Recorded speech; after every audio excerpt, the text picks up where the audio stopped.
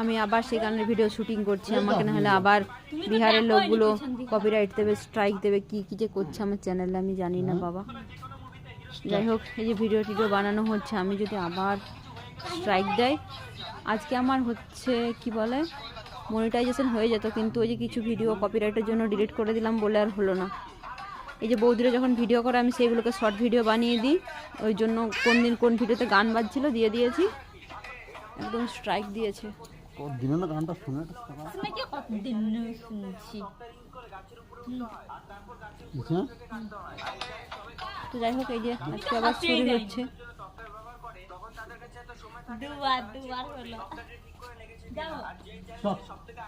একটা ভিডিও বানাতে অনেক কষ্ট হয়, 2বার 3বার 4বার 5বার ধরে শ্যুট করতে হয়, তাই না? ভিডিও বানাতেও কিন্তু কষ্ট হয়, তাই না? অনেকের ধারণা যে ভিডিও বানাতে কষ্ট হয় না, কিন্তু ভিডিও বানাতেও কষ্ট হয়।